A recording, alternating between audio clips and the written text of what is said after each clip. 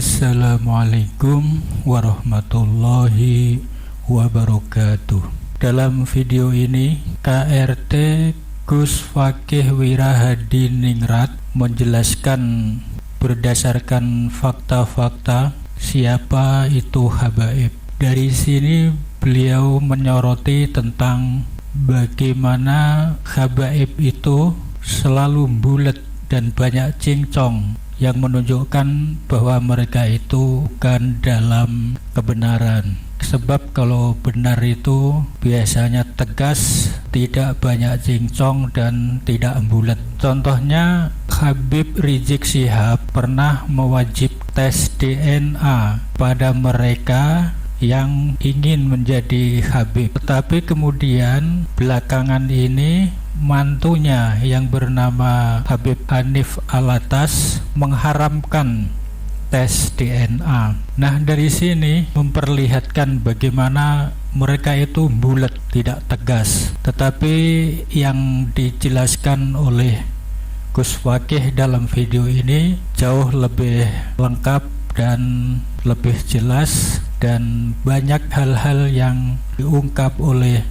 Gus Fakih dalam video ini. Untuk tidak berlama-lama, mari kita penjelasan dari Gus Fakih Wirahadiningrat ini. Sebenarnya dari dua penanya ini belum mempermasalahkan tentang metodologi atau tentang kedalaman bagaimana dua pemateri ini dengan gagah berani, dengan tegas membatalkan nasab Ba'alwi, tetapi hanya mempertanyakan implikasi. Jadi gitu. Saya paham. Implikasi ini sebenarnya masih ada, katanya Kiai Ali Badri, tetap sayang Habib selamanya. Kan itu kitabnya gitu kitabnya. Karena beliau istrinya dua Ba'alwi, jadi tetap sayang Ba'alwi selamanya. Jadi gini. Apakah NU bubar tahun 2030? Saya yakin NU dijaga oleh para masyayikhnya, para wali songo, dan insya Allah akan abadi. Itu yang pertama. Yang kedua, apakah Islam akan rusak oleh Islam sendiri nanti setelah Imam Mahdi turun? Sebelum Imam Mahdi turun nanti akan ada penguatan-penguatan sampai Allah menyiapkan Islam menjadi pasukan yang kuat untuk nanti berbaiat kepada Imam Mahdi. Itu yang pasti. Karena itu nubuat yang mutawatir. Terus kemudian tentang dikotomi ulama Nusantara. Jadi gini, sekali lagi bedakan antara keilmuan, kewalian atau makomatul aulia ya, dan nasab. Ilmu siapapun bisa menjadi pinter asal dia mau rajin belajar. Ini semua ras apa saja, dari kulit putih, kulit merah, kulit kuning, kulit hitam, semua bisa. Kemudian makomatul aulia atau kekaromahan, ini kan bonus dari Allah Ta'ala, atau seseorang punya derajat makom yang tinggi. Bisa nggak semua etnis, semua ras mencapai derajat wali? Bisa, semuanya bisa, kan gitu. Siapa saja yang mencintai Allah melebihi seluruh entitas dirinya, hanya Allah saja di alam semesta, ingat Allah setiap saat, maka dia akan bisa menjadi seorang kekasih Allah, kan begitu. Jalannya gimana? Mencintai Kanjeng Nabi. Harus melalui jalan itu, karena itu khotamun nabiyyin wal mursalin. Jadi sebenarnya jadi gini, banyak orang-orang mantan muhibbin yang awalnya belum bisa lepas jadi muhibbin karena tidak bisa membedakan ini antara keilmuan, antara kewalian sama nasab. Ada nggak Ba'alwi yang berilmu? Ada, banyak, ya kan? Kitabnya banyak nggak? Kitabnya sedikit ya. Kemudian ini jujur, mari dibandingkan dengan Kiai Imad aja, berapa Kiai Imad dengan Syekh Nawawi Al-Bantani, nah itu jauh lah dengan ulama-ulama Nusantara. Terus kemudian yang kedua, ada nggak Ba'alwi yang jadi waliullah? Saya yakin ada. Pertanyaannya, ketika bicara nasab, bisa nggak seseorang berusaha untuk bernasab berbeda? Tidak bisa. Nasab itu adalah given, adalah takdir, adalah destiny atau takdir yang kita tidak bisa merubah. merubahnya. Kita tidak bisa memilih dilahirkan dari bapak siapa, dari rahim siapa. Dan inilah titik poin yang akan kita kupas itu, yang akan kita bedah itu. Saya tadi ada mengatakan bagaimana dengan Habib Umar Mutahar, bagaimana dengan Habib Syekh dan lain-lain. Saya tidak akan menyebut nama-nama yang Anda masih cinta karena urusan hati susah. Ya. Saya suruh Anda bercerai dengan istri jenengan yang masih dicintai, wah pasti jenengan tempelengi saya. Jadi gitu. Jadi saya juga mencintai seorang Habib dan akan saya cintai sampai akhir hayat saya. Dia adalah orang tua angkat saya, Abul Husain bin Muhammad bin Alwi bin Hasan bin Toha bin Muhsin bin Alwi bin Segaf Asegaf. Insya Allah kalau beliau melihat ini, beliau pernah mengatakan saya akan mencintai saya dunia akhirat, dan saya pun akan mencintai antum ya Habib, orang tua angkat saya. Tetapi ketika kita bicara mengenai masalah pelurusan nasab Nabi di Nusantara ini, di dunia ini adalah kewajiban fardu ain. Bedakan urusan persahabatan, bedakan urusan kongsi gang, bedakan urusan guru dan murid. Ini masalah kesucian dari Nabi Muhammad Shallallahu Alaihi Wasallam, di mana kita bersumpah setia asyhadu alla ilaha illallah wa asyhadu anna Muhammadar Rasulullah. Kalau kita mencintai Allah, berarti kita harus melalui jalan itu. Dan kalau jalan itu sudah ternistakan, sudah terkotori, maka sampaikah kita kepada kesaksian asyhadu alla ilaha illallah itu. Jadi ini sebenarnya yang menjadi titik poin yang harus kita gubah. Tapi alhamdulillah sebenarnya ini saya harus bertestimoni dan saya menggugah para habaib. Banyak sebenarnya dari mereka yang tidak mengkapitalisasi agama. Banyak dari mereka sebenarnya yang punya hati nurani, tetapi mereka semacam bukan takut bukan, intinya itu bukan mendiam. Ya solidaritas lah sesama bangsanya. Karena apa? Karena kalau sudah terlalu dekat itu kan, apalagi kerabat, ini menegurnya kan menegur dengan cara persuasif. Para habaib itu punya larangan, dilarang berantem di depan pribumi. Mereka kalau berantem di antara mereka. Kenapa saya tahu? Karena saya anak angkatnya Habib. Saya muhibbin kelas berat. Rotib apa yang tidak saya baca? Rotib Al-Haddad, Al-Tos, Al-Bar, Al-Idrus, Wirtul Latif, apa yang tidak saya baca? Saya punya kitab Sabilul Muhtadin karena Abdullah bin Ali bin itu Al-Tos, itu kitab Sabilul Muhtadin, kitab khusus wiridnya para habaib. Saya dulu baca. Jadi jangan tanyakan kemuhibinan saya.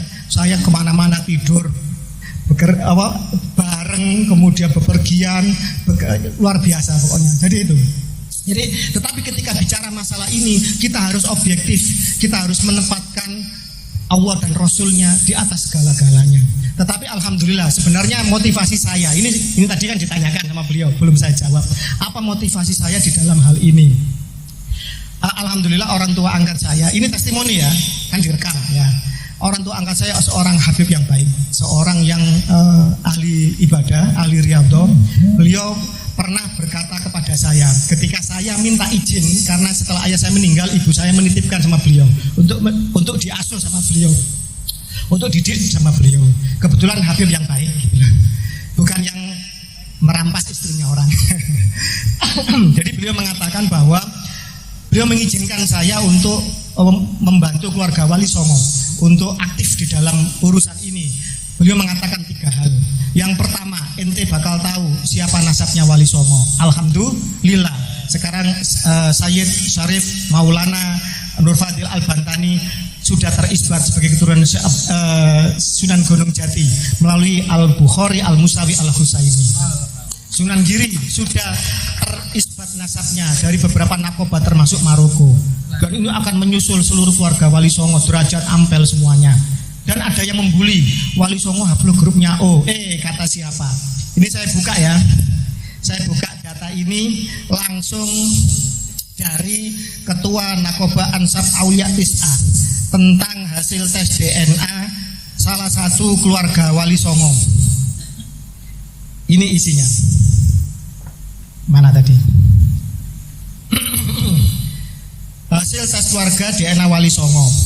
Yang pertama melalui HISEC J1, melalui Ancestry Inggris J1, 2 and 3 Jermani J1, Inavis Mabes Polri J1, Rumah Sakit Internasional Singapura J1, Expert DNA Dubai J1, Expert DNA tes Brunei J1.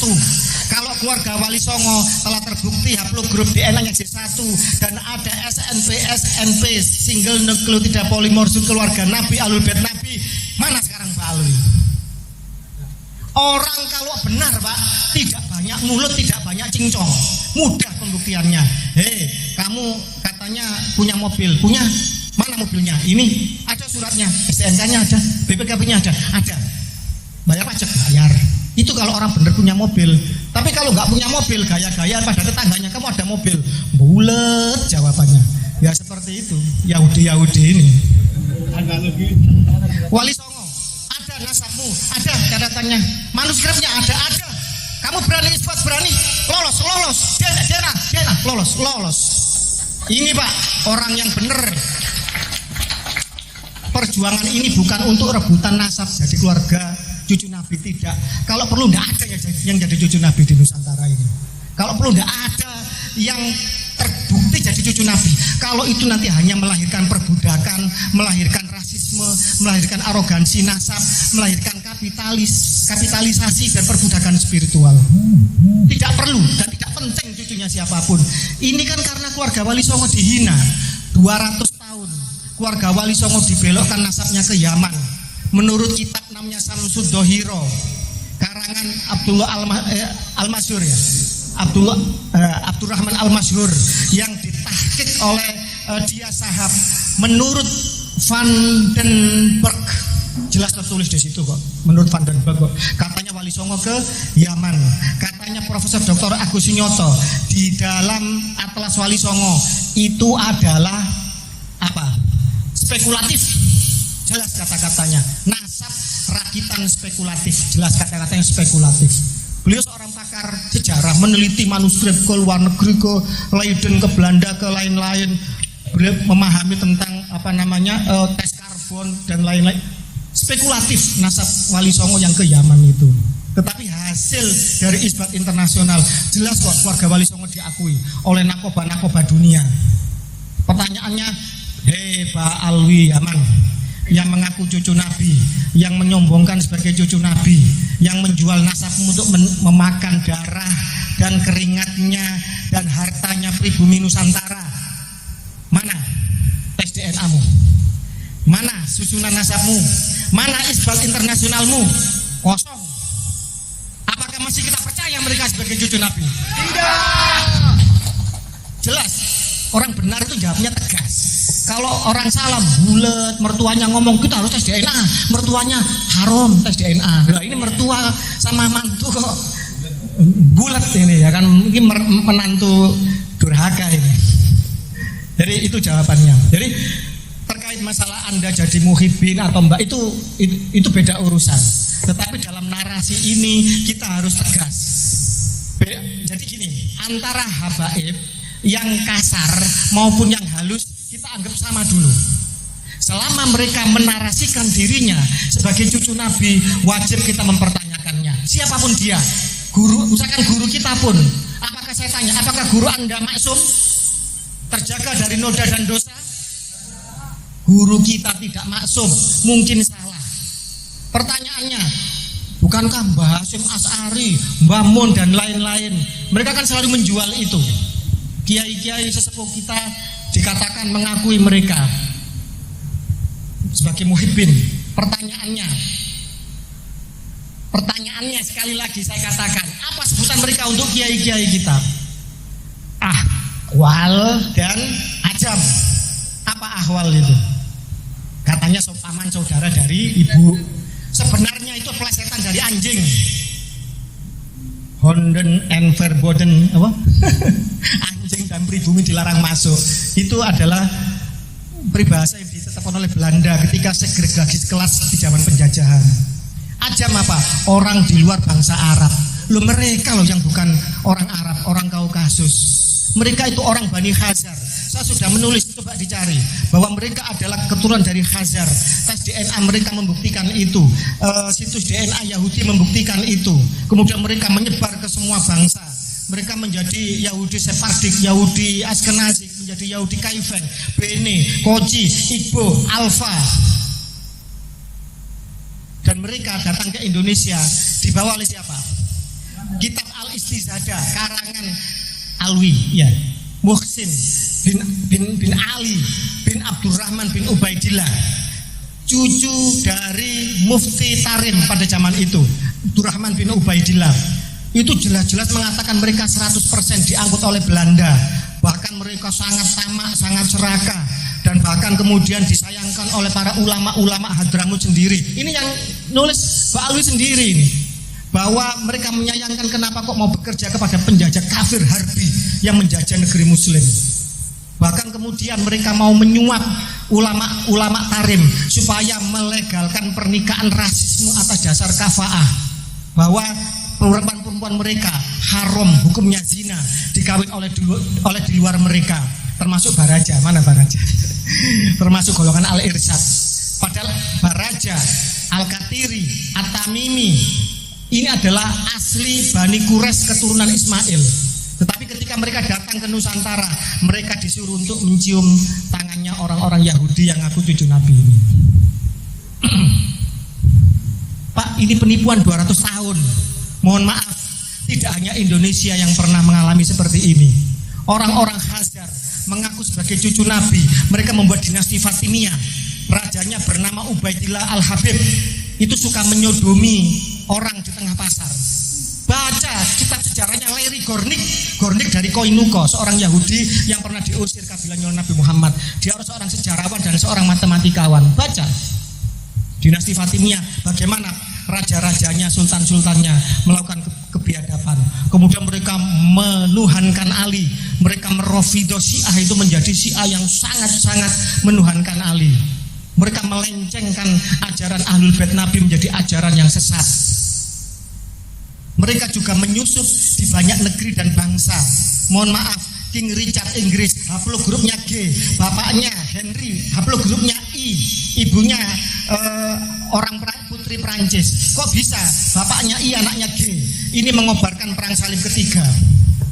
Bagaimana seorang Yuya, wazir agung Mesir, haplogrupnya G, dia kemudian menjadi wazir agung, menjadi mertuanya Fir'aun Amenhotep ketiga. Dia yang pertama kali mengangkat Fir'aun menjadi Tuhan, dan dia sendiri menjadi Father of God. Anaknya nanti Anem dan Ai itu juga menjadi Father of God. Nanti dia juga akan meracuni Fir'aun Tutankhamun, menyusup ke segala bangsa mereka. Bagaimana Stalin juga menyusup untuk melakukan pemberontakan revolusi Bolshevik 1917 di Rusia, meruntuhkan 3 abad kekuasaan dinasti Tsar Rusia Romanov yang dibantai oleh mereka. Dia kemudian membuat kelaparan, 7 juta orang mati. Dia membantai pemimpin Lenin dan seterusnya, sesama komunis. Kalau nggak salah 11 juta orang. Dia mengobarkan perang dunia kedua, 70 juta orang mati. Bagaimana grup G yang lain, Al Capone, menjadi penjahat mafia Sisilia Italia. Jelas-jelas dia seorang Yahudi Italia.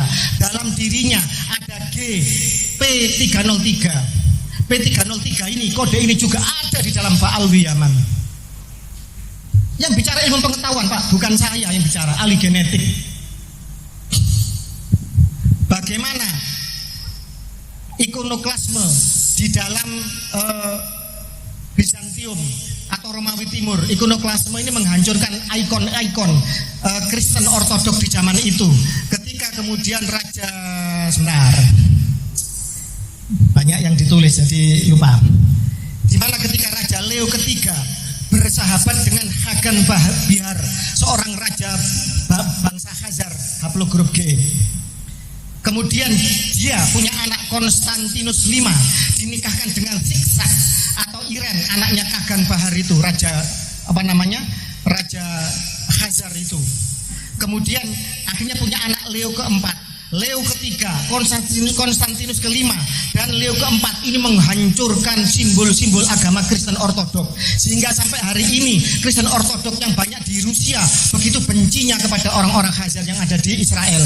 Jangan salah kalau Rusia hingga saat ini mereka tidak akan pernah setuju dengan gerakan Zionis Israel karena dendam sejarah di masa silam. Bagaimana pada zaman itu Iren atau Siksak ini yang jadi permaisuri Konstantinus kelima, dia membuat pakaian Khazar menjadi populer di negara Bizantium atau Romawi Timur, yaitu memakai kerudung dan baju kayak rok gitu loh. Ya kayak Habib itulah. Pakaian secara tidak sadar itu akan membuat kita terkooptasi. Kita terkooptasi secara budaya, maka akal pikiran kita, kesadaran kita juga akan terkooptasi. Jadi jenengan harus bangga pakai blangkon, harus bangga pakai sarung, harus bangga pakai baju surjan, harus bangga dengan lambang wayang yang ada di yang ada di rumah-rumah Anda, harus bangga dengan keris. Kita harus bangga dengan kebudayaan kita. Kalau tidak, siapa yang nguri-nguri? Kalau ini kita sudah tercabut dari akar budaya kita, setinggi apapun pohon akan tumbang. Itu yang bisa saya jawab. Wallahu muwaffiq ila aqwamit thoriq. Wassalamualaikum warahmatullahi wabarakatuh.